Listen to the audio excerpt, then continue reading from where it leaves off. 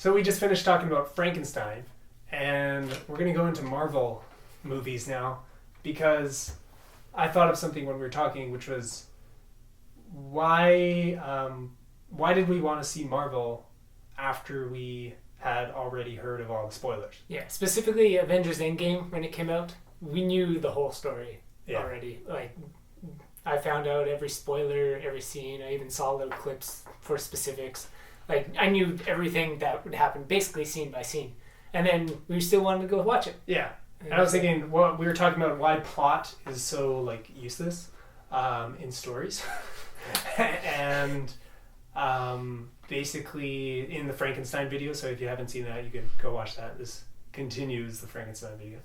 And we were saying, like, if you don't have the perspective of a character going through something, then you can have all the plot points laid out, and it really doesn't mean anything. It's just a list of things that happen. It's just a list. So it's like we got the bullet point list of what Marvel Endgame was, but we didn't know how it happened, right? So it's still interesting to watch, because it says, this person shows up and he makes portals and everyone shows up. It's like, well, like, how does all that happen? Like, I don't know. Yeah. Even if you know every line, it's still the delivery, depiction, the art of how it's shown and everything. Like, Avengers Age of Ultron, Hulkbuster, Iron Man fights Hulk, and you can know, like, every single swing they do. Yeah. But to see Robert Downey Jr. acting as Iron Man with, like, the certain kind of tension he has on his face and, like, that real concern as he's trying to figure out what to do or how to win, or, like, what could happen if he loses or anything like that means so much more, his character and what he's going through in that fight, than the fight. Just, the fight could be against anything. Yeah. It's all just, it's the context for anything around it that could be discussed, described, gone into, explored. And naturally, Endgame was a very like, the first half of the movie almost doesn't feel like a superhero movie, because it's all just the characters trying to figure out what to do. There's a lot of them talking to others and just, very human things of hitting each other in the head with peanut butter sandwiches or something. Like, those types of very human interactions that are, like, trying to make light of rough situations, not giving up, whatever it is, like that. Their transition and the way they're being portrayed as characters is, like, what makes the movie the movie. All the movies, really, a lot of people talked about this, just how the characters are the movie, and So simple. so anything else on Marvel? Uh, We just transitioned to this. The plot thing spontaneously. almost reminded me of something else that we end up transitioning to or something. But that's why movies like The Revenant were, like, just so, Right. like, at some point, spoilers for The Revenant 2, but If you haven't seen these movies, there's links in the description. yeah, but, like, Leonardo DiCaprio gets hit by a bear, baddie or whatever, kills his son, and It's like a magic card. and, like, He gets hit by a bear. But, like, at some point something happens, and then it's just the whole movie is Leo chasing the baddie, and pretty much that's it. Like, then it's just a line of things. It's like, oh, it'd be cool to have an avalanche. It'd be cool to have, like, a stampede. It'd be cool to have some wolves. It'd be cool if we met, like, some native guy by a bonfire. It'd be cool if this happened. People attacking. Like, you just make a list of things, like, point form, and then just arrange them in some way. It's like, oh, this is cool. He's And just in a gonna river be- now, and he's gonna be He's just gonna be half dead the whole time. through this whole thing. No character development. Everyone's nothing. just gonna have, like, one stubborn outlook and stick to it without changing their personality at all. Around him, everyone just thinks the same the whole movie. So that's really based on character. No character development. Absolutely nothing changes. It's just a list of things that they go through so, like, he can lean over a hill and be like, oh, and then you show the environment, and it's like a creek between mountains, and then he goes through that area and then looks over a hill, it's like, oh, and then you show what he's looking at, it's like some forest with, like, some wolves or something. We go in the next environment, just over and over. It's just a list to check off as you go, and the movie just has no development in it. It's just an empty, hollow thing. There's actually, so he made the list of plot points there, like avalanche, whatever. And the one was you meet Native American in the woods or whatever, just by himself, right? Yeah. And that's, like, the one point in the movie where there is a relationship, that they're actually in communion with each other, these two people, instead of like one person just thinking, oh, he sucks, I'm gonna kill him, or whatever it is, all those other characters in the movie. And then being together, that is the one time that Leonardo DiCaprio, whatever character he's playing, his personality changes. Yeah, he acts. He becomes he morphs, and like still has the personality of being the one who wants to go kill this guy, but he's also in the moment at that moment and shifts into that zone without losing that thing that like defines his very single like now he's a driven person. That is where he is, and that is like the one time in the whole movie where any character is actually present and relating to the environment around them.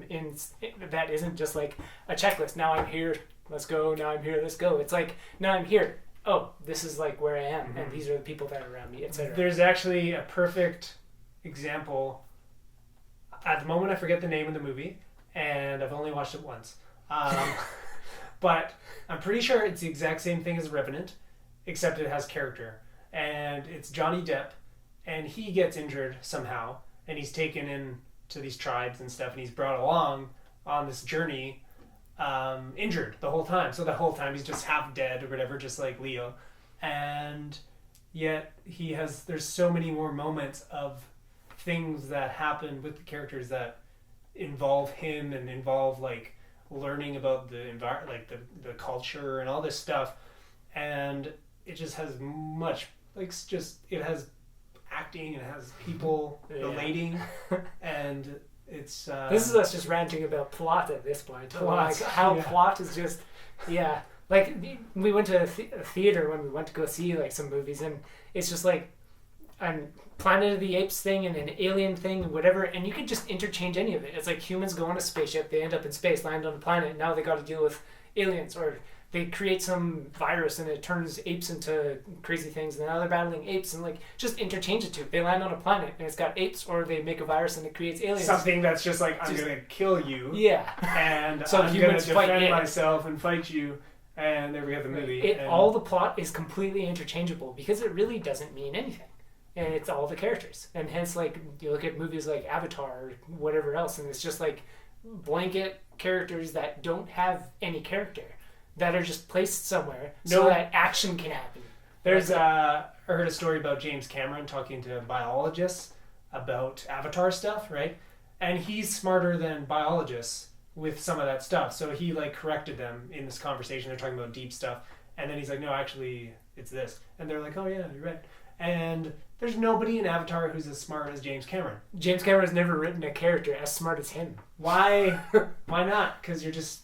Otherwise, it's this, like, why are we dumbing down movies so much that we don't have real people in them? Yeah.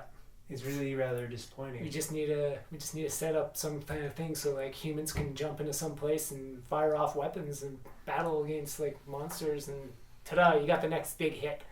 Next thing to throw money at and give people jobs or something. Spectacle. Like, flashy lights and...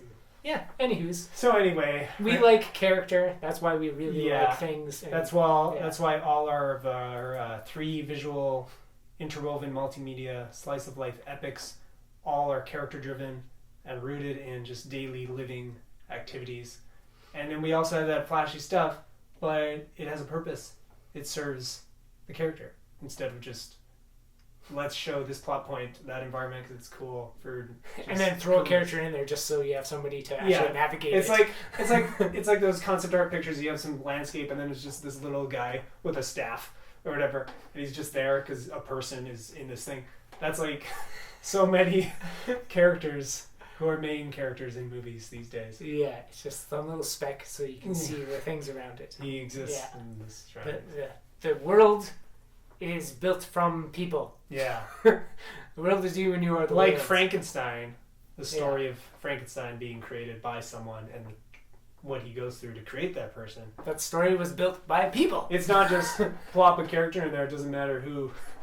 We don't care. We just want the graphics. Yeah, we just want to have a big monster. It's like, no, it's about the people and the monster himself as a person. All that. Yeah. So, list of movies and stuff to watch. We're creating stories, and we'll make the best characters in our stories. So we're doing our best. Watch and read those when they're out. In the meantime, watch our behind the scenes packages and you'll get a sense of what we're doing.